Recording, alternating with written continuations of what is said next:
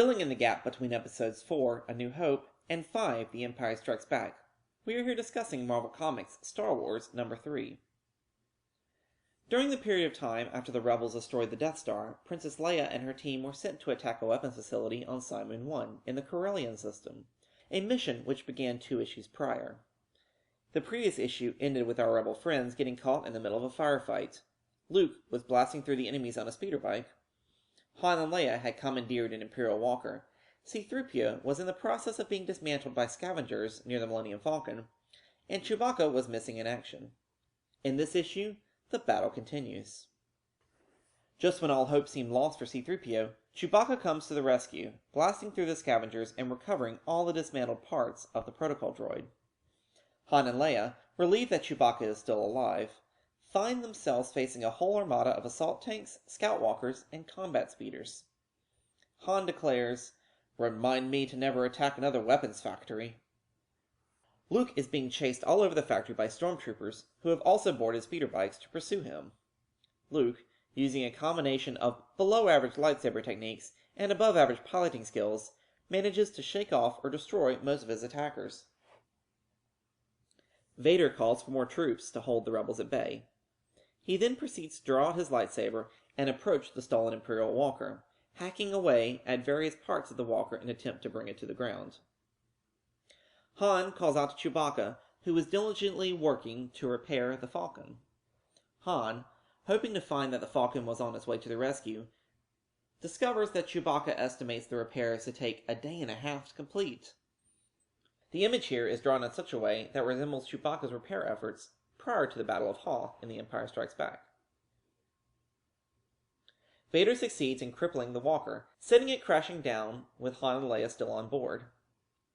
Fortunately, though beaten and bruised, Leia and Han manage to get out of the walker, only to be pursued by the enemies on foot.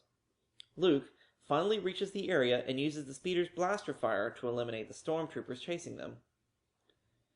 The Imperials have succeeded in preventing the detonators from exploding the factory that Leia and Han planted a while earlier.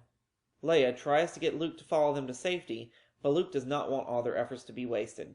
He speeds back into the facility on the speeder bike.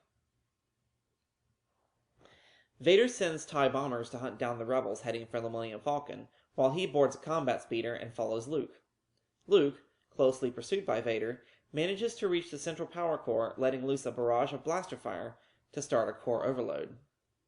While escaping the factory, Luke manages to barely miss the blast while Vader's speeder is caught in it. The whole team and the surviving rescued sleighs make it on board the Millennium Falcon. Han is pretty beat up after the battle, so Leia takes the pilot's seat. Going nose to nose with the fleet of Star Destroyers, Leia cries, "I'm making the jump to Leipzig! Please let this ship work the way it's supposed to, just this once." In a surprise twist, the Falcon actually makes the jump to hyperspace and escapes the Empire's forces. Vader received word from the captain of the Star Destroyer Educator that the rebels have escaped, to which Vader responds in typical fashion by ending more than the captain's career. It was not until Empire Strikes Back where we see Vader kill officers who had failed him, but we can see this has likely been going on well before that point. Vader then begins to form his master plan. "The boy is your last great hope, isn't he, Obi-Wan? He is what you died to protect. Who is there left to train him now?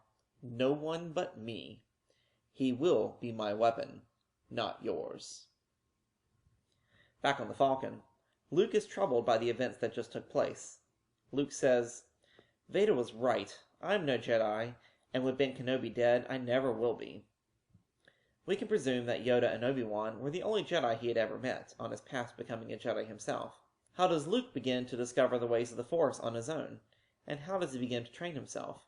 Though the novel, The Weapon of a Jedi, presumably precedes this series, there is still much about the Force Luke has not yet learned. This issue ends ominously on Tatooine, at Obi-Wan's hut, as we pan down from inside his hut to a box that reads, "For Luke." Thank you for watching. Please subscribe to keep up with all the insight and analysis found here at Star Wars: The Canon Explained. You can also follow us on Twitter or visit us on Facebook. Till next time, may the Force be with you.